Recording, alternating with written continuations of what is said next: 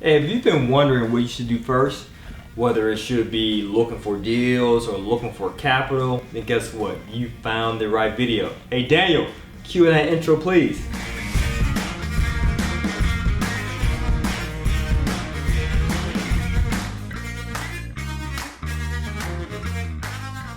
Hey, how's it going, friend? Juan Pablo here. If you're new to this channel, we love to discuss the 3 pillars to financial freedom: personal finance, funding, and real estate investing, with the emphasis on multi-units and multifamily properties. And if you're new, please like and share this video, subscribe as well, so that way Google, YouTube, the algorithm can do its thing to provide you with videos to help you towards your journey of becoming financially free and independent. And without further ado, let's go ahead and dive into the topic. So you might be toying with the idea of whether you should A, look for deals first and foremost, multi-unit deals, let's say real estate deals, or B, look for the money first and then find a deal. And you might be unsure as to which focus is the most important. So I want to share with you a few things that kind of break down the logic of what you should do first and why. But let's say you're on the mindset of I want to find a deal first. Okay, because a lot of people do that. Wholesalers even, right? A lot of wholesalers, real estate agents, in other words, deal finders, what they do is this. They focus their time, their energy, their attention on locating a motivated seller in which they have a property that can be considered a problem to them, but a blessing to you as an investor. And they look to find someone who's a motivated seller who has a property they no longer want. They want to unload it off their inventory. And what they do is, once they find this motivated seller with this property, more than likely it may be distressed, might need some TLC, some work involved. They get that property locked down and they end up assigning or selling that property to someone else. Okay? So that's typically what wholesalers and real estate agents do. Of course, they represent some buyers and so forth, but I mean from a standpoint of finding a deal first, which is the topic of this video, okay? Now, if you're in the mindset of being a buy and hold investor, meaning you want passive income, you want rental properties, in other words, utilizing that strategy of finding a deal first, it may not line up 100% with your goal of obtaining passive income, unless you're focused on sourcing deals directly with the seller, in which you buy or lock down that property, okay? But if you don't have the money at all to actually buy that property from a seller, then I don't recommend you to find the deal first, okay?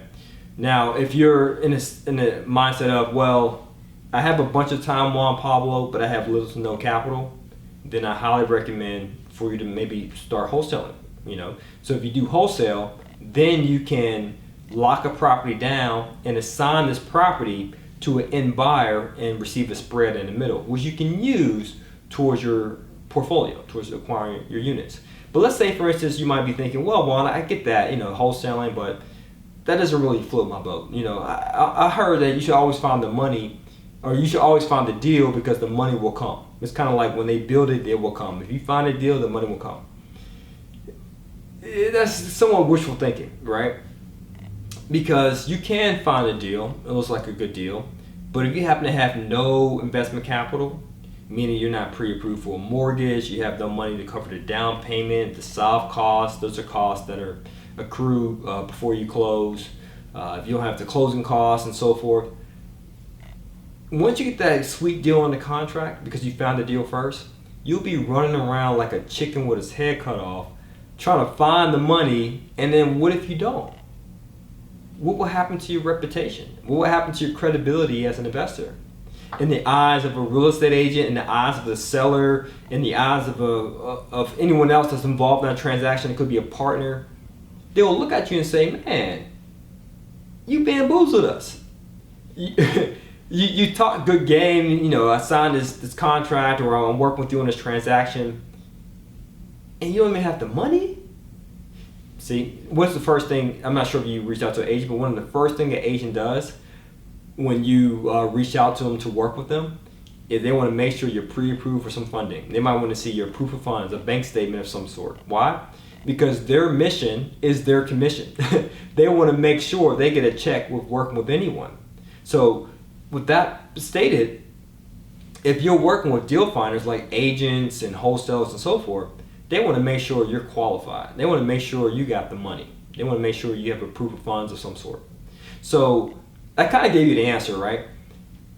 You want to focus on finding the money first, because when you find the money, it makes it easier to find the deal. In other words, if you found the money, let's say a mortgage, let's say of $80,000, and let's say you were able to get access to $20,000 through, who knows, family, friends, other sources of funding, creative financing, so $100K in total. Now you know your purchasing power. You know how big of a property or how much of a property you can afford to purchase, right? And so that way a deal finder, as I just mentioned, a wholesaler or a real estate agent, would find a deal that fits your pockets. So it kind of alleviates all the stress if you find the money first. Now, this is the thing I want to share about finding the money. And by the way, I have a YouTube video I want to recommend for you. It's about finding the money, capital, mortgages, all that good stuff, funding. So just check the link below in the description to get access to learn more. But it's the thing I want to share with you about finding money. It doesn't necessarily mean that, okay, Juan Pablo, my credit's not up to par. I don't have family members or friends or anyone in my circle that has money to lend me.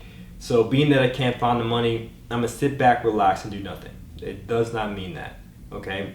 Because my first deal was actually a lease option. I actually found this deal, so I found the deal first, but I did have some capital involved. I didn't have much capital, but I found the deal, and I was able to negotiate a lease option with the landlord, okay? Now, with that particular deal, I didn't own it. However, I controlled it, and John D. Rockefeller said control is better than ownership. So even though I was sharing with you about buy and hold, rentals, and so forth, that was from an angle of actually owning the property. Now, you can still use creative financing techniques, as I just shared, lease options, master lease options, wraparound mortgages, subject to. There's many different lease options in which you don't necessarily have to own the property, but control the property and make money from it. So the exception is you can find the deal first if you're well astute and savvy on creative financing tactics and techniques. Okay. Now, if you know these techniques like the back of your hand, then my friend, you can find the deal first. But I don't want you ever to be in a state of mind saying that, oh, I lack capital or I lack credit, so I'm not going to do anything.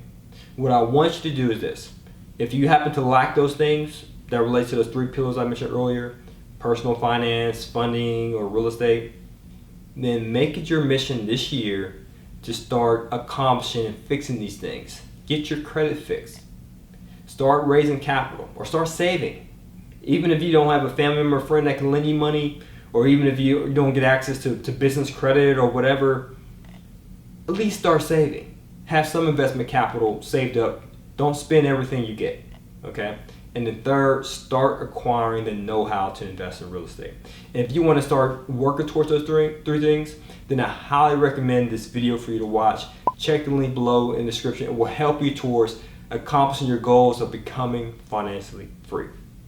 So as always, guys, this is to your success. Continue to earn passively, live passively. Peace.